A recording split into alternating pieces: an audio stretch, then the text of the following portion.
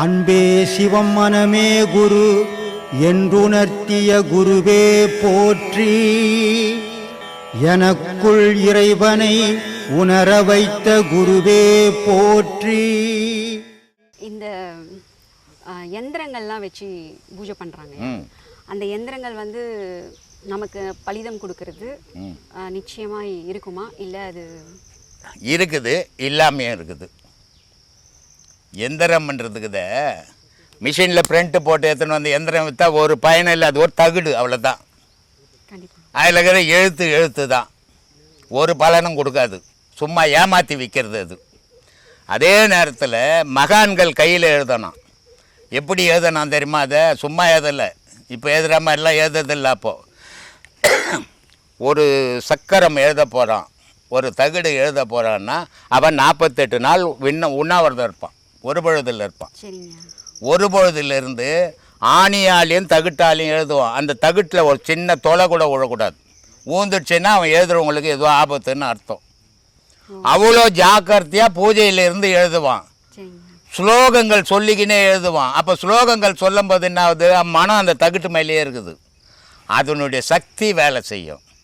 மிஷினில் பிரிண்ட்டு போட்டு ஒரு 1000 தகுடு எல்லாம் சாமி தகுடு விற்றுன்னா ஒரு பயணம் இல்லை, சும்மா குப்பையில் போட வேண்டியது. மனிதர்களோட முக தோற்றத்தை வைத்து சரி இவங்க வந்து ஞான மார்க்கம், இவங்களோட நல்ல விஷயங்கள் இருக்குது, இவங்க கிட்ட ஒரு நல்ல சக்திகள் இருக்குது அப்படின்னு கண்டறியறது வந்து சுலபமான விஷயமா? யார் அது கண்டறிஞ்சது? அப்படி இப்போ சாதாரணமாக ஒருத்தரை பார்க்குறோம், அவங்கள பார்த்துட்டு இவங்க பக்தி மயமாக இருக்காங்க, சரி, நான் நல்ல குணத்தோட இருக்காங்க, சரி, பார்த்த உடனே சொல்லிடுவாங்க. லட்சணங்களை பார்த்து சொல்கிற விஷயம் ஒரு லட்சணமும் கிடையாது. மேலே போட்டுக்கிற லட்சணத்தில் ஒன்றும் கிடையாது, தெரியுமா? எல்லாத்தையும் போட்டுக்கின்னு மனசு அழுக்காக இருந்ததுன்னா செயல்கள், தீமை செயல்கள் இருக்கும். எதுவுமே இருக்காது, எந்த வேஷமும் இருக்காது. உண்மையை சொல்லுவான், உண்மையை செய்வான், நன்மையேன்னு கிடைக்கும். அதனால் வேஷத்தை பார்த்து இவன் பக்தியில் இருக்கிறான்லாம் முடிவு பண்ணாதீங்க. வேஷத்துக்கும் பக்திக்கும் சம்பந்தம் கிடையாது, பக்திக்கும் மனசுக்கும் தான் சம்பந்தம். தோற்றம்ன்றது அடுத்தும் பார்க்கறதுக்காக போட்டுக்கிறது. அது நம்ம கடவுளுக்கும் அதுக்கு உடலுக்கும் கடவுளுக்குமே சம்பந்தம் இல்லையே, அப்புறம் மேலே போட்டுக்கிற பொருளாக கடவுளுக்கு சம்பந்தம். அதனால் ஒரு முகத்தை பார்த்து இவர் இப்படி அப்படின்னு மகாகவி காளிதாசு தான் ஒரு மயிர் சிந்தி போச்சுன்னா அந்த முடியை எடுத்து அந்த முடிக்காரு எப்படி இருப்பாங்க எல்லா லட்சணத்தையும் பாடி எழுதி வச்ச மகாகவி காளிதாஸ் ஒண்டி தான். ஆனால் இன்னைக்கு இருக்கிற மனிதனால் அதெல்லாம் சொல்ல முடியாது. ஏன் சொல்ல முடியாதுன்னா, நானும் உன்னை பார்த்து சொல்லணும்னா நான் பெரும் உத்தமனாக இருக்கணும் இல்லையா? நானே அயோக்கியனாக இருந்துக்குன்னு இன்னொருத்தரை பார்த்து இவர் ஆன்மீகவாதி, ஒரு சாமியார், ஒரு யோகின்னு எப்படி சொல்ல முடியும்? எப்பவுமே தோற்றத்துக்கும் செயலுக்கும் சம்பந்தம் கிடையாது. செயல் மன சம்பந்தப்பட்டது, தோற்றம் உலக சம்பந்தப்பட்டது. அதனால் தோற்றத்தை வச்செல்லாம் யாரும் எந்த லட்சத்தையும் சொல்ல முடியாது. இன்றைக்கி முன்னெல்லாம் ஒரு ஊடு பூந்து திருட போகிறான். அந்த திருடன் எப்படி இருப்பான் அப்படின்னா, கொடூரமான முகம், கொடூரமான ட்ரெஸ்ஸு, கொடூரமான கத்தி, இதெல்லாம் வச்சுன்னு இருப்பான்.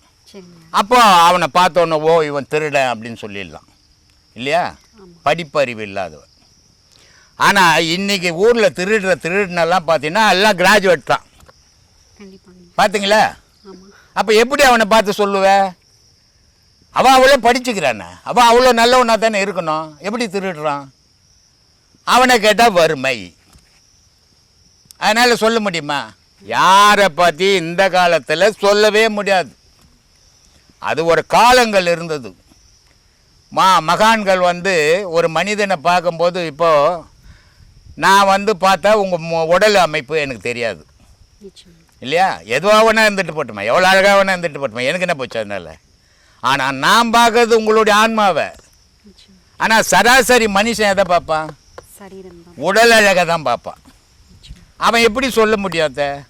அப்போது மகான்கள் அந்த ஆன்மாவை பார்த்தான். ஆனால் மனுஷனை பார்க்குற மாதிரி தெரியும், மனுஷனை பார்க்க மாட்டான். அப்படி பார்க்கும்போது அவனுடைய தத்துவத்தை சொன்னான். இன்றைக்கி அதெல்லாம் சொல்ல முடியாது, அப்படிப்பட்ட ஒரு ஆளும் இல்லை. அப்புறம் இன்னொரு கேள்வி இருக்காப்பா. இந்த கலியுகத்துல வந்து எப்படி இருக்கும்னு சொல்லிட்டு கிருஷ்ணர்கிட்ட வந்து கேக்குறாங்க பஞ்சபாண்டவர்கள். அதுக்கு அவர் வந்து 5 அம்பு அடிச்சு காமிக்கிறாரு. ஒரு கிணத்துல தண்ணியே இல்லாம இருக்கு. அப்புறம் மாடு வந்து இந்த கண்ணுக்குட்டிய அது ரொம்ப பாசம் காமிக்குது அது மேல. அப்புறம் வந்து ஒரு குயில், இது வந்து இதுதான் எனக்கு கேள்வி. குயில் வந்து அதோட வாய்ஸ் வந்து ரொம்ப அழகா இருக்கு, அப்படி கூவுது. ஆனா அது கால்ல வந்து ஒரு மாமிசத்தை வச்சு கொத்தி சாப்பிட்டுன்னு இருக்கு. ஆனா அதால கூடு கட்ட முடியாது. அந்த காகம் வந்து கஷ்டப்பட்டு அது ஒரு மரத்தை தேடி அதுல வந்து கூடு கட்டுது. அதுல போய் இது தெரியாம முட்டை வச்சுட்டு வந்துடுது. அந்த காகம் வந்து உட்காந்து அடக்காத்து அது குஞ்சு பறிக்கும் போது அது சவுண்டு வரும்போது அதை கொத்தி வெளியில தள்ளுது. இது எப்படி? இப்போ காகத்தை பற்றி சொன்னோமா, காகம் மட்டும் முட்டை போடும், குஞ்சம் பொறிக்கக்கூடிய சக்தி காகத்துக்கு உண்டு. குயிலுக்கு அந்த சக்தி உண்டானா குயிலுக்கு அந்த சக்தி கிடையாது. அப்போ அது என்ன பண்ணோம், ரொம்ப சாமர்த்தியமாக என்ன பண்ணோம், காகம் எங்கே கூடு கட்டி முட்டை போடுதோ அந்த முட்டைக்குள்ளவே தானும் குட்டி போட்டுட்டு வந்துடும். ஏன்னா அது குஞ்சு பொறிக்கக்கூடிய சக்தி அது கிடையாது, அவ்வளோ பொறுமை அது கிடையாது. ஆனால் காகத்துக்கு அந்த பொறுமை உண்டு. காகம் முட்டை போடுத, அது தான் போட்ட முட்டைன்னு எதுன்னு அது தெரியுமா தெரியாதா? ஒரு பெத்த தாய்க்கு பிள்ளைய பற்றி தெரியுமா தெரியாதா? ஒரு மாடு கூட 1000 கண்ணுக்குட்டி கத்துனா கூட தான் கண்ணுக்குட்டி எதுன்னு அது கொடுக்கக்கூடிய அந்த குரல்லே கண்டுபிடிச்சிடும். உடனே இதுவும் குரல் கூட, நான் இங்கே தான் இருக்கிறேன் வந்துரு அப்படின்னு இதுவும் கத்தும். அப்போ எல்லா உயிரினத்துக்கும் எல்லா அறிவும் உண்டு. அப்போ காகத்துக்கும் அந்த அறிவு இருக்கும்ல. ஆனால் அது எவ்வளோ பெருந்தன்மை பாருங்கள். வேற ஏதோ ஒரு பறவை தான் கூட்டில் வந்து முட்டை போட்டுக்குது. ஒருவேளை நான் அந்த முட்டை வேணாம் அப்படின்னு தள்ளி விடும்போது தன்னை நம்பி இருக்கிற அந்த முட்டையும் ஒருவேளை விழுந்துட்டா என்ன ஆகுமோ அப்படின்ற பயத்தில் அது என்ன பண்ணுது, சரி பொரியது எப்படியோ பொரிஞ்சு போதும், ஆனால் தன்னை நம்பி ஒரு முட்டை இருக்குதுல்ல அந்த முட்டையை காப்பாற்றுவோம், எது எப்படி பொரிஞ்சாலும் பரவாயில்லன்னு எல்லாத்துக்கும் அது இடம் கொடுக்குது. அந்த மாதிரி ஒரு ஞானிகள் கூட என்ன பண்ணுறாங்கன்னா காகம் மாதிரி தான் இருக்கிறாங்க. இல்லை நல்லவங்களே வேணும்னு கூப்பிட்டா யார் நல்லவங்க தெரியும் தெரியாது. காக்கா முட்டையும் வரும், குயில் முட்டையும் வரும், பூ முட்டையும் வரும். ஆனால் இந்த காகம் என்ன பண்ணுற, காகம் மாதிரி ஞானிகள் என்ன பண்ணுங்க, வர முட்டை எதுவாக இருந்தாலும் பரவாயில்லப்பா, என்னால் அடகாக்க முடியும், நான் பொய்க்கிறேன். ஏன் முட்டை பொறிச்சா மாதிரி நீயும் இருந்துட்டு தப்பிச்சு சாமர்த்தியமாக போய் பொறிச்சிக்கினாலும் உண்டு. நீ எப்படின்னா போனா அது வர முட்டையெல்லாம் அணைச்சி பொறிக்க வைக்கக்கூடிய சக்தி அந்த காகத்துக்கு உண்டுன்ற மாதிரி மகான்களும் அந்த காகம் மாதிரியே எல்லாரையுமே அரவணைக்கிறாங்க, எல்லாருக்கும் இடம் கொடுக்குறாங்க. ஆனால் புரிஞ்ச உடனே அது எங்கேருந்து வந்ததோ அது குணத்தை அது காட்டுது. அது காட்டின உடனே என்ன பண்ணுது, இப்போ இது வந்து உதவாதுன்னு காகமே அந்த குயிலை விரட்டி அடிக்குது, குயில் குட்டியை விரட்டி அடிக்குது. ஏன்னா காகத்தோட குட்டி போஞ்சோன்னா காக்காந்தான்னும், குயில் அப்படி சொல்லுமானா சொல்லாது. அது வாயால் அது வேறு மாதிரி ஆகிடும். நான் வேறு இனம்பா, உன் இனமோ என் இனம் பொருந்தாது அப்படின்னும் போது அந்த காகம் விரட்டி அடிச்சிடும். இப்போ கூட நாம் விரட்டி தான் அடிச்சிருக்கிறாங்க.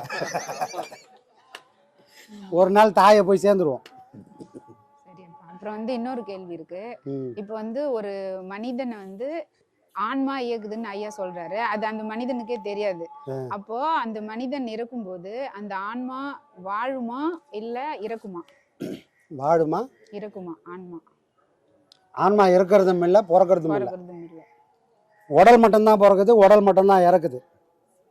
ஆன்மா இறந்தாதான் நம்ம தான் பிறக்க வேண்டிய வேலையே கிடையாது. ஆன்மா சாகலை, சாகடித்துக்கான முயற்சி பண்ணிருக்கிறோம். மற்றவங்க எல்லாம் ஆன்மாவை இந்த உயிரை வளர்க்கறதுக்கான முயற்சியை சொல்லுங்குது இந்த உலகம். ஆனால் ஒரு குருமார்களும் வந்து இந்த உடல் ஒரு நாள் செத்து போயிடும்பா, நீ இதை வளர்க்க வேண்டிய வேலை இல்லை, இதுவே வளரும், நிலவு மாதிரி அமாவாசைக்கு தேஞ்சிரும், பௌர்ணமிக்கு வளரும், திரும்ப அமாவாசை வரும், ஒரு நாள் தேஞ்சு போகிற மாதிரி வந்து வாழ்ந்து ஒரு நாள் செத்து போயிடும்பா. வந்ததும் வாழ்ந்ததும் எதுனா உடல் மட்டும்தான் நிலையானது, அது வர்றதும் இல்லை போகிறதும் இல்லை. அப்போ எதுக்கு தான் அது வருது, எதுக்கு தான் போகுதுன்னா, அது ஒரு கூடை எடுத்து இந்த கூட்டில் இருக்கும்போதே இது ஒரு நாள் செத்து போகணுன்றது தான் அது வருது. ஆனால் நான் சாகடிக்க தெரியாமல் அதை வளர்க்கறதுக்கான முயற்சி பண்ணிடுறேன். இந்த பிறவியே போதும்னு நினைக்காம அடுத்தடுத்த பிறவியே அந்த ஆன்மாவுக்கு தேடி கொடுத்துருது இந்த மனம். அப்போ ஒரு நாளும் இந்த ஆன்மா சாகலை, உடல் மட்டுமே சாகுது. புரியுதுங்களா? அப்போது எல்லாரும் உடலோடு செத்துட்டு திரும்ப பிறவி எடுக்கிறான். ஞான வழியில் போயிட்டால் இந்த உடல் இருக்கும்போதே ஆன்மாவும் மனமும் சேர்ந்து இறந்து போய் அதுக்கு இன்னொரு பிறவி எடுக்கக்கூடிய சக்தியை இல்லாத பண்ணிடுறது தான் இந்த யோக பாதை, ஞான பாதை. புரியுதுங்களா? எல்லாரும் உடலால் தான் சாகுறான். ஆனால் யோக பாதையில், ஞான பாதையில் போனால் உடல் மட்டும் சாகிறது இல்லை, மனமும் சேர்ந்து செத்து போகுது. மனம் செத்தால் இங்கே ஆன்மாக்கு வேலை இல்லை. சாகாத மனமே ஆன்மாக்கு இன்னொரு பிறவியை கொடுக்குது. செத்த மனம் இன்னொரு பிறவியை கொடுக்கக்கூடிய சக்தி அதுக்கு இல்லாமல் போயிடுது. அப்போ நம்ம எதை சாகடிக்கணும்? ஆன்மாவை சாவடிக்க முடியாது, அது அறிவுள்ள பொருள். ஆனால் உன் மனசை வாழும்போதே நீ சாகடிச்சின்னு சொன்னால் நீயும் ஒரு நாள் மகான் எந்த நிலையை அடைஞ்சாங்களோ அந்த நிலையை மனுஷனாகவே இருந்து அடைய முடியும். அதை தான் எல்லா மகானும் சொல்லிங்கிறாங்கம்மா. ஆனால் ரொம்ப கஷ்டம், ரொம்ப உதப்படணும், ரொம்ப துன்பப்படணும். ஏன்னா ஒரு 500 ரூபாய்க்கு நாம் ஒரு நாளைக்கு படாத பாடுபட்டுன்னு இருக்கும்போது இந்த பிறவியை அறுத்துக்கணும் போகக்கூடிய பாதைக்கு நாம் எவ்வளோ படாத பாடுபடணும். அப்போ இந்த துன்பம்லாம் நமக்கு இதெல்லாம் பத்தாது, இன்னும் கொடுப்பாங்க, இன்னும் கொடுப்பாங்க. காரணம் என்ன? நம்ம எல்லாரையும் எங்கே நோக்கி தள்ளுறாருன்னா பிறவி இல்லாத பாதைக்கு தள்ளுறோம்பா. கொஞ்சம் கஷ்டமாக தான் இருக்கும், தாங்கிக்குங்க. தாங்கிக்குன்னு சொன்னால் அந்த பாதைக்கு வந்துடுவீங்க. அந்த பாதைக்கு வந்ததுக்கப்புறம் இந்த துன்பமும் துயரமும் வரும், ஆனால் தெரியாது. அது எப்படிப்பா வரும்? எனக்கு ஒரு துன்பம் வந்தால் நான் அனுபவிக்கிறேனே, நான் கண்ணீர் விடுறேனே, அப்போ அவங்களுக்கு மட்டும் அது அந்த அந்த நிலைக்கு போனால் வராதா? அது எப்படி பொருந்தோன்னா பொருந்தும். எல்லாருக்கும் கேன்சர் வருது, ஊசி போடுறாங்க, ஆப்ரேஷன் பண்ணுறாங்க, எல்லாரும் கதறுவாங்கள்ல. ஆனால் ரமணருக்கு கேன்சர் வருது, கையில் ஒரு கேன்சர். அவரை கேட்குறாங்க, சாமி இது மாதிரி ஆப்ரேஷன் தான் பண்ணி ஆகணும். ஏன்னா அது பாட்டுன்னு வந்து அது வேலையை முடிச்சுட்டு அது போகுது, என்ன எதுக்குடா தொல்லை பண்ணுறீங்க? நான் பாட்டு நிம்மதியாக சிவனேன்னு இருக்க போகிறேன், எதுக்கு என்னை போய் தொல்லை பண்ணி? இல்லை இல்லை சாமி, நீங்கள் இன்னும் கொஞ்ச நாள் இருக்கணும், உலக மக்களுக்கு உங்களுக்காக செய்ய வேண்டிய வேலைலாம் இருக்குது, அதெல்லாம் செய்யணும்னா நீங்கள் இருக்கணும், நீங்கள் நல்லா இருந்தால் தானே சாமி 4 பேருக்கு சொல்ல முடியும், எங்களுக்காகவாவது வாங்கன்றாங்க. சரி, தலையில் வச்சுக்கினே வராரு. ஹாஸ்பிட்டலில் போய் அட்மிட் பண்ணிடுறாங்க. இப்போ ஆப்ரேஷன் பண்ண போகிறாங்க. ஆப்ரேஷன் பண்ண நான் நேராக போய் கத்தி வச்சு அறக்க போகிறாங்க? இல்லை, இப்போ மயக்க மருந்து கொடுக்கணும். மயக்க மருந்து கொடுக்கும்போது டாக்டர் கேட்குறாரு, சாமி இந்த மாதிரி மயக்க மருந்து கொடுத்துருவாருன்னு. எதுக்கு கொடுக்குற அப்படின்றாங்க. இல்லை வலிக்கும். ஏன்டா நான் உடலோடு இருந்தால் தான்டா வலிக்கும், என் உடலை நான் பிரிச்சுட்டேன்னா துன்பம் வரும், ஆனால் நான் கலங்க மாட்டேனே, கண்ணீர் விட மாட்டேனே, அந்த வேதனை இருக்காத. அப்போ மகான்களுக்கு துன்பம் வருது, உடலை விட்டு அவங்க தனிச்சு நிற்கிறதுனால இந்த துன்பம் அவங்கள எதை தொந்தரவும் பண்ணுறதில்ல. நாமும் கூட மனசால பக்குவப்பட்ட அந்த நிலையை எட்டி பிடிச்சா துன்பம் வரும், நமக்கு எந்த தொந்தரவும் தெரியாமல் வாழ முடியும்னு ஒருத்தர் வாழ்ந்து காட்டியிருக்காரு.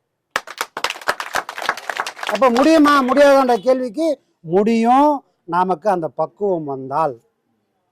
புரியுதுங்களாம்மா? நல்லதுமா. அப்புறம் வந்து என்னோட எக்ஸ்பீரியன்ஸ் கொஞ்ச நேரத்தில் சொல்லிடுறேன். இப்போது நாங்கள் நிலத்தில் நான் போவேன், நிலத்தில் போயிட்டு பிள்ளை இருக்கும்போது நிறைய வேலை செஞ்சுட்டேன். அப்போது இந்த மாதிரி தான் வெயில் டைம் தான், என்னை பார்த்தாலே தெரியும் நான் எவ்வளோ பிளாக்காக இருக்கிறேன்னு. ஆனால் அந்த வெயில் வந்து என்னை தாக்கவே தாக்காது, அந்த வெயில் என்னன்னே தெரியவே தெரியாது. அதனால தான் என்னால் அவ்வளோ வேலை செய்ய முடியுது. இதுக்கு முன்னாடி எல்லாம் கொஞ்சம் வெயிலில் போனாலும் சுருண்டு படுத்துருவேன், தண்ணியில் போய் உட்காந்துக்குவேன், அந்த மாதிரி இருக்கும். ஆனால் இப்போ அந்த வெயில்னா என்ன, மழைன்னா என்ன, காற்றுனா என்ன, அதெல்லாம் எனக்கு தெரியாது, அப்படியே போயின்னு இருக்குது. அப்போது நெல்லை அந்த பில்லெல்லாம் எடுத்துகிட்டு வந்து அந்த தென்னை மரத்தடியில் கொட்டுறேன். கொட்டிட்டு முதுகெல்லாம் கொஞ்சம் வலி எடுத்துச்சு. இப்படி நிமிந்து பார்க்குறேன், அப்படியே அப்பா வந்து நிற்கிறாரு, டவல் தொங்குது, வேஷ்டி, கை இப்படி இருக்கு, சிரிக்கிறாரு. அதை நான் பார்த்துட்டேன், ஒரு செகண்ட் பார்த்துட்டு நான் சொல்கிறேன், இப்போ வந்து நில்லுங்க, நான் எப்பெல்லாம் உடலை வருத்தி வேலை செய்யறேனோ அப்பெல்லாம் வந்து நில்லுங்கன்னு பேசிட்டு திரும்பி பார்க்குறேன். இப்போ நம்ம என்ன பண்ணோம், யாரை பார்த்தோம்னு சொல்லிட்டு யோசிக்கும் போது அந்த உடல் வலியே இல்லாமல் போச்சு. அப்போதான் அன்னைக்கு ஃபுல்லாக அந்த அதிலே இருந்துட்டேன், அந்த நினைவிலே இருந்துட்டேன் நான். இது வந்து சத்தியம், இது என்னால் மறக்க முடியாது. அப்புறம் வந்து இப்போ எப்படி ஆகுதுன்னா, நான் என்ன செய்யணும் அது என் மைண்டில் எதுவுமே இல்லை, இது வந்து ஒரு ஒன்றுமே இல்லை உள்ள, ஃபுல்லாக அவரு தான். என்ன நான் செய்யணுமோ, எங்கே போகணும், எந்த நேரத்தில் எந்த இடத்துல என்ன பேசணும், என்ன வேலை செய்யணும், இது எல்லாமே அவரு தான். இது சொல்லி முடிச்சுட்டு ஒரு நாள் ஆகுது நான் யாருன்றதை புரிஞ்சுக்கிறதுக்கு, நானா இதை பண்ணன்றது புரிஞ்சுக்கிறதுக்கு ஒரு நாள் ஆகுது. இன்னைக்கு சொல்லிட்டு நாளைக்கு போய் பார்த்தா இது நம்ம இல்லையே, இது எப்படி இது சாத்தியம் அப்படின்னு சொல்லிட்டு யோசிக்கும் போது தான் அவர் வந்து எல்லாத்தையும் அப்படியே நடத்துறாரு. நான் செய்கிற வேலையிலேருந்து யோகத்துல இருந்து எல்லாத்துலேயும் அவர் இருக்கிறாரு. அது வந்து நான் அனுபவிக்கிறேன். இது வந்து சத்தியம். இது நான் வந்து எல்லா இடத்துலையும் நான் சொல்வேன். இதுக்கு நான் பயம்லாம் பயப்பட மாட்டேன். ஏன்னா அவர் எனக்குள்ள இருந்து பேசும்போது நான் எதுக்காக பயப்படணும்? இதுதான் எனக்கு தோணுச்சு. ஒரு நாள் ஃபுல்லா நானாவே இல்லை, அழுந்துட்டேன். நான் இப்படி பேச மாட்டேனே, எனக்கு இதெல்லாம் வராதே அப்படின்னு சொல்லிட்டு யோசிக்கும் போதுதான் எனக்குள்ள இருந்து நீ செஞ்சுன்னு இருக்கிறப்பா, நான் எதுக்கு பயப்படணும்? எல்லாமும் உன் காலடியில நான் போட்டேன். எனக்குள்ள நீ இருக்கிற, உனக்குள்ள நான் இருக்கிறேன் அப்படின்னு சொல்லிட்டு விட்டுட்டேன். அப்புறம் இன்னொன்னு சொல்றேன். அங்க வந்து ஆசிரமத்துல வந்து ஒரு பிரச்சனை நடந்தது. அங்க நான் உட்காந்து பாடம் பண்ணின்னு இருக்கிறேன். அப்போ வந்து பெண்களுக்கெல்லாம் உபதேசம் கொடுக்கணும்னு சொல்லிட்டு ஐயா ஒரு குரு சொல்லியிருந்தாங்க இல்லையா?